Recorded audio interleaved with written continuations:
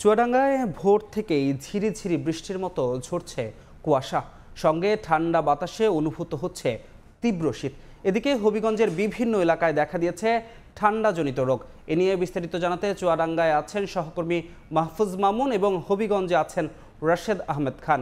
সরাসরি শুতে যাচ্ছি মাহফুজের কাছে।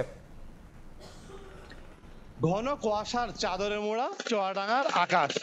রাত থেকেই কুয়াশাচ্ছন্ন হতে শুরু করেছে চুয়াডাঙ্গার আকাশ। আজ সকাল ৬টায় চুয়াডাঙ্গায় সর্বনিম্ন তাপমাত্রা রেকর্ড করা হয়েছে ১৩.৫ ডিগ্রি সেলসিয়াস।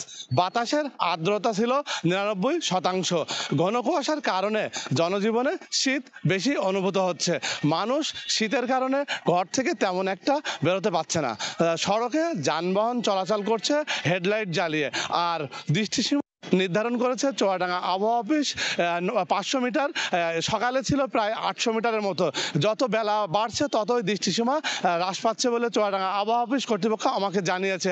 আকাশ গতকাল কিছুটা মেঘলা ছিল, মেঘাচ্ছন্ন আকাশ কেটে গেছে। আজকে আকাশ অনেকটাই পরিষ্কার। তারা আরও জানিয়েছেন যে আজকে সূর্যের দেখা মিলবে, কিন্তু অনেকটা পরে। সূর্যের দেখা পরে মেলার কারণে শীত বেশি অনুভূত হবে জনজীবনে।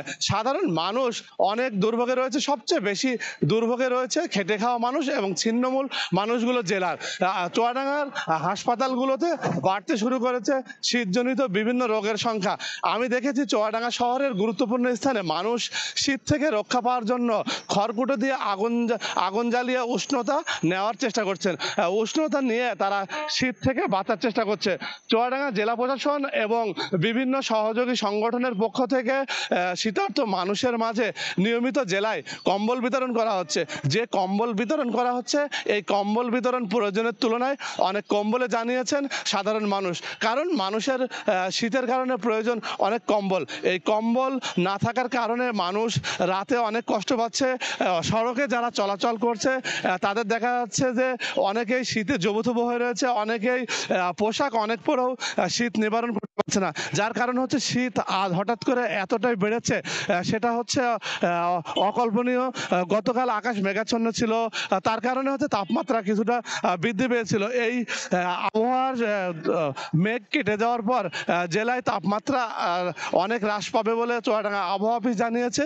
চুয়াডাঙ্গাতে এখন আকাশ মনে হচ্ছে যে মেঘলা মেঘলা কিছুই দেখা যাচ্ছে না আকাশে। এতটা ঘন কুয়াশার কারণে চোখে দেখাটাই অসম্ভব হচ্ছে। সড়কে চলাচল করাও সাধারণ মানুষের অনেক কঠিন হয়ে পড়ছে।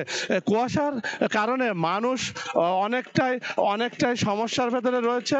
এই কুয়াশার কারণে খেটে খাওয়া মানুষরা ঘরের বাইরে বের হতে পারছে না। বের হতে না পাওয়ার কারণে তারা হচ্ছে অনেকটাই দুর্ভোগে এবং কষ্টে রয়েছে।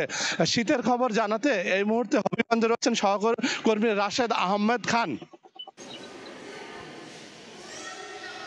তীব্র ঠান্ডা ও শৈত্যপ্রবাহে গত এক সপ্তাহ থেকে হবিগঞ্জে প্রচুর ঠান্ডা পড়েছে এবং এই ঠান্ডাজনিত বিভিন্ন রোগ জীবাণু দেখা দিয়েছে। আমরা দেখেছি যে হবিগঞ্জের বিভিন্ন হাসপাতালগুলোতে প্রতিদিন হাসপাতালগুলোতে রোগী ভর্তি হচ্ছে, ঠান্ডাজনিত রোগী, বিশেষ করে শিশু এবং যারা বৃদ্ধ আছেন, এই ধরনের রোগী, অনেক রোগী এখানে আমরা দেখেছি। আমরা সকাল থেকে ছিলাম হবিগঞ্জ সদর হাসপাতালে। আমরা দেখেছি যে এখান থেকে প্রতিদিন হবিগঞ্জ সদর হাসপাতালে ২০ থেকে ২৫ জন মানুষ এখানে ভর্তি হচ্ছে। বিভিন্ন ডায়রিয়া রোগী এবং শীতজনিত বিভিন্ন নিউমোনিয়া সহ আরও বিভিন্ন রোগ, সর্দি কাশি সহ যে ধরনের রোগ আছে সব ধরনের রোগী। আমরা কথা বলেছিলাম সদর হাসপাতালে যারা দায়িত্বশীল নার্সরা আছেন, তারা জানিয়েছেন হবিগঞ্জ সদর হাসপাতালে আজকে এ পর্যন্ত ৯০ জন রোগী, শিশু রোগী ভর্তি রয়েছে এবং এছাড়াও বিভিন্ন ওয়ার্ডে, বিশেষ করে পুরুষ ওয়ার্ডেও প্রায় আরও অর্ধশতাধিক রোগী ভর্তি রয়েছে। ডায়রিয়া আক্রান্ত রোগী প্রচুর শিশু রয়েছে এবং ডায়রিয়া আক্রান্ত প্রায় ৪০ জনের অধিক রোগী হবিগঞ্জ সদর হাসপাতালে ভর্তি রয়েছে। আমরা কথা বলেছিলাম হাসপাতাল কর্তৃপক্ষের কাছে, তারা জানিয়েছেন যে হাসপাতালে আসলে ঠান্ডাজনিত কারণে, বিশেষ করে গত এক সপ্তাহের প্রচুর ঠান্ডার কারণে এখানে রোগীজন বেশি ভর্তি হচ্ছে এবং হবিগঞ্জের বাইরেও যে স্বাস্থ্য কমপ্লেক্সগুলো আছে এগুলোতেও বিভিন্ন রোগী ভর্তি হচ্ছে। তা সব মিলিয়ে হবিগঞ্জের যে ঠান্ডাজনিত রোগ প্রচুর আকারে এই রোগ দেখা দিয়েছে এবং এর জন্য হিমশিম খেতে হচ্ছে হাসপাতাল কর্তৃপক্ষকে। তো এই ছিল আজকে ডায়রিয়া এবং নিউমোনিয়ার সর্বশেষ। সরাসরি যুক্ত ছিলাম চুয়াডাঙ্গা ও হবিগঞ্জ থেকে।